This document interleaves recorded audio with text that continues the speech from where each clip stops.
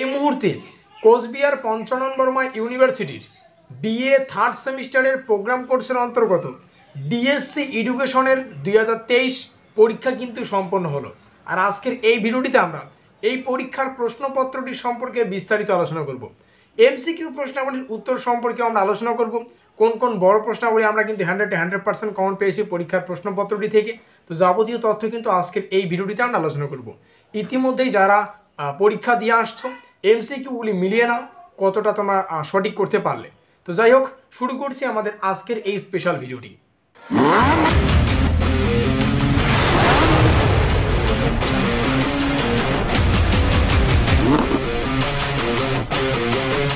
তো দেখো, সম্পূর্ণ প্রশ্নপত্র এখন আমাদের সামনে। Coochbehar Panchanan Barma university BA program third semester examination 2023 education. আর এই পেপারটার নাম হচ্ছে history of education in India 1, ঠিক আছে, ডিএসসি আর গ্রুপ 2। সম্পূর্ণ যে নম্বর অর্থাৎ ফুল মার্কস থাকে আমাদের 40, আর আমাদের যে সম্পূর্ণ সময়সীমা সেটা হচ্ছে 2 ঘন্টা। তো প্রথমেই পেপারের শুরুতে অর্থাৎ প্রশ্নপত্র তার শুরুতেই শুরু হচ্ছে গ্রুপ এ বা বিভাগ ক। এখানে যথারীতি 15 নম্বরের প্রশ্নাবলী থাকে। এখানে 3খানা প্রশ্ন এসেছিল, যেমনটা আমরা সাজেশনে আলোচনা করেছি যে 3টা প্রশ্ন আসবে এবং সেখান থেকে একটা প্রশ্নের উত্তর করতে হবে। লেখায় রয়েছে নিম্নলিখিত যে কোনো একটি প্রশ্নের উত্তর দাও। তো তোমরা এই 3খানা প্রশ্ন দেখে নাও। আমরা কিন্তু 100% কমন পেয়েছি। শ্রীরামপুর তো এই কারা ছিলেন, উডের ডিসপ্যাচ, প্রত্যেকটা প্রশ্নই কিন্তু আমরা কমন পেয়েছি। এবং এখানে যে মোস্ট ইম্পর্টেন্ট দেখো, এখানে রয়েছে বিশেষ লক্ষ্য বা বিশেষভাবে লক্ষ্য, তারপরে পাঠ্যক্রম এবং শৃঙ্খলার প্রকৃতি সাপেক্ষে ব্রাহ্মণ্য শিক্ষা ব্যবস্থার প্রধান বৈশিষ্ট্যগুলি আলোচনা করো। তো একটা বিষয় তোমরা যদি ভালো করে ফলো করো, এর আগে আমরা যখন লাস্ট মিনিট সাজেশন প্রদান করেছি যেখানে 6খানা প্রশ্ন সম্পর্কে আলোচনা করেছি, সেখান থেকে আমরা কিন্তু হুবহু এখানে 3টা প্রশ্নই কিন্তু কমন পেয়েছি। কি বললাম, 15 মার্কের কিন্তু 3টা প্রশ্নই আমরা কমন পেয়েছি। কথা ক্লিয়ার? তারপরে চলে যাচ্ছে আমরা গ্রুপ বি, যেখানে শুরু হচ্ছে গ্রুপ বি বা বিভাগ খ বলতে পারো। এখানে 10 নম্বরের প্রশ্ন আসে, সেম প্রসেসে এখানেও 3খানা প্রশ্ন আসে, যে কোনো একটা প্রশ্নের উত্তর করতে হয় নিম্নলিখিত। তো এখান থেকে দেখতে পাচ্ছ এখানে আসে ভারতে মাধ্যমিক শিক্ষার উন্নতির জন্য হান্টার কমিশনের সুপারিশগুলি আসে 10 মার্কের। তারপরে প্রাচীন ভারতের শিক্ষাকেন্দ্রে হিসাবে বিক্রমশিলা বিশ্ববিদ্যালয়ের সংক্ষিপ্ত পরিচয় দাও। আমরা যখন সাজেশন আলোচনা করছি সেখানে আমি দুটো বিশ্ববিদ্যালয় সম্পর্কে তোমাদের পড়তে বলেছি, তার থেকে মোস্ট ইম্পর্টেন্ট বলেছি বিক্রমশিলা বিশ্ববিদ্যালয়, এবং বিক্রমশিলাই আসে। তো এটা কিন্তু আমরা অতুলনীয় কিন্তু সাফল্য আমরা পেয়েছি, 100% কমন। তারপরে হচ্ছে শিক্ষার উপর এলফিনস্টোন এবং মুন্ড্রো রিপোর্টটি সংক্ষেপে আলোচনা করে, এটি কিন্তু একটু ব্যতিক্রম পাঠ। তো যাই হোক, এখান থেকে আমরা অর্থাৎ 2-এর যে দাগ, এখান থেকে এ এবং বি নাম্বার এই দুটো প্রশ্ন কিন্তু আমরা কমন পাই।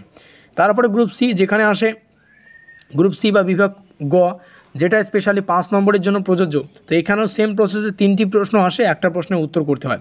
মেকলেমিনিটির শিক্ষাগত তাৎপর্যতা কমন পেয়েছি আমরা 100-100। তারপরে প্রাচীন ভারতের বৌদ্ধ শিক্ষার বৈশিষ্ট্যগুলি, তারপরে এসেছে শিক্ষাক্ষেত্রে আকবরের অবদান। তো এই 3টা প্রশ্নে কিন্তু আমরা 100-100% কমন পেয়েছি। তোমরা সাজেশনটা মিলিয়ে নেবে, 100-100% কিন্তু আমরা অতুলনীয় সাফল্য। তোমরা একটু কমেন্ট বক্সে জানাবে যে তোমাদের পরীক্ষা কেমন হয়েছে। কথা ক্লিয়ার? এবার আমরা চলে আসবো আমাদের যে সম্পূর্ণ বিভাগ ঘ, অর্থাৎ যেখানে 1 নম্বরের প্রশ্নাবলী থাকে, গ্রুপ ডি বা বিভাগ ঘ, যেখানে 10টা প্রশ্নের উত্তর করতে হয়। তো দেখো 4 নম্বর দিয়ে নিম্নলিখিত যে কোনো 10টা প্রশ্নের উত্তর করতে হয়। প্রথমেই আসে সমাবর্তন। দেখো, সমাবর্তনের ডেফিনিশন এখানে জানতে চেয়েছে বা সংজ্ঞা জানতে চেয়েছে। সমাবর্তনের সংজ্ঞা বিভিন্ন হতে পারে, যেমন আমি একটা বলছি, ব্রাহ্মণ্য শিক্ষা ব্যবস্থায় উপনয়ন নামক ধর্মীয় অনুষ্ঠানের মাধ্যমে, একটা ধর্মীয় অনুষ্ঠানের মাধ্যমে, তার নাম হচ্ছে উপনয়ন, জাস্ট সংক্ষেপে লিখছি, এই উপনয়ন নামক যে ধর্মীয় অনুষ্ঠানের মাধ্যমে যে শিক্ষা শুরু হতো, এই সমাবর্তন নামে সেই শিক্ষায় বা সমাবর্তন নামে ধর্মীয় অনুষ্ঠানের মাধ্যমে কিন্তু আনুষ্ঠানিকভাবে তার সমাপ্তি হয়। তাহলে ব্রাহ্মণ্য শিক্ষার যে শিক্ষা, সেটা সমাপ্তির অনুষ্ঠানকে বলা হচ্ছে সমাবর্তন, ঠিক আছে। পরবর্তী দ্বিতীয় প্রশ্ন বা বি নম্বরে আসে, এখানে বাংলাতে রয়েছে, কোন সনদ আইন প্রথম ভারতীয়দের শিক্ষার জন্য 1 লক্ষ টাকা মঞ্জুর করেছিল? এটা সবাই জানি আমরা, এটা 1813 খ্রিস্টাব্দের যে, তাহলে অপশন নম্বর এ আমাদের সঠিক, 1813। তো সি নম্বরে যে প্রশ্নটা আসে, প্রশ্নটিতে জানতে চেয়েছে মক্তব কথার অর্থ কী। মক্তব কথার অর্থ হচ্ছে কুতুব, আর কুতুব মানে লেখা শেখানোর স্থান, অর্থাৎ গ্রন্থাগার ধরে নিতে পারো, পাঠের স্থান ধরে নিতে পারো, যেখানে লেখাপড়া শেখানো হয় আর কি, মোস্ট ইম্পর্টেন্ট বিষয় এটা।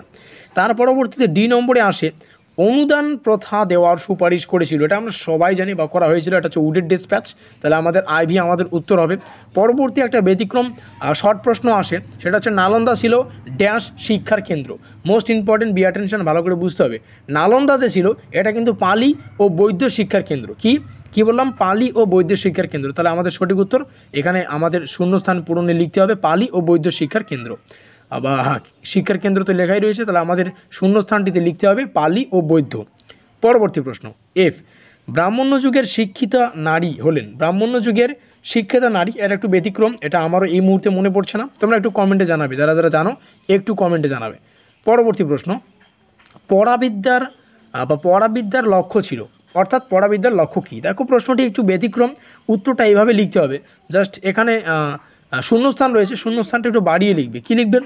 যে পরীক্ষার্থীরা যাতে 4টি বেদ ও 6টি অঙ্গ ছাড়াও ইতিহাস, পুরাণ, তারপরে হচ্ছে মানে এইগুলোই বস্তুবিদ্যা, তারপরে এই সমস্ত বিষয় সম্পর্কে কিন্তু জ্ঞান লাভ করতে পারে, এটাই হচ্ছে এই যে পরাবিদ্যার মূল লক্ষ্য। পরবর্তী প্রশ্ন, মুসলিম শিক্ষা ব্যবস্থার বিদ্যারম্ভের পূর্বের অনুষ্ঠানকে কি বলে? মুসলিম শিক্ষা ব্যবস্থার পূর্বের অনুষ্ঠানকে কি বলে? এটা আমারও অ্যাকচুয়ালি মনে নেই এই মুহূর্তে, তবে আমি একটা বলছি, সেটা হচ্ছে বিসমিল্লাহ অনুষ্ঠান, হলেও কিন্তু হতে পারে উত্তরটা বিসমিল্লাহ অনুষ্ঠান। পরবর্তী প্রশ্ন,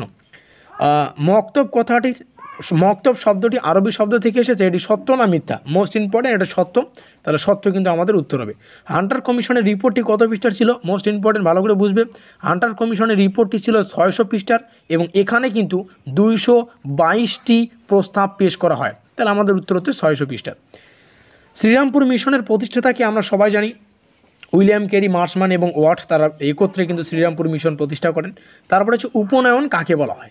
এমসিকিউ প্রশ্নের 1 নম্বরে যে প্রশ্নটা আসে তার ঠিক উল্টোটা এখানে আসে। এখানে জানতে চেয়েছে উপনয়ন বলতে কি বোঝো।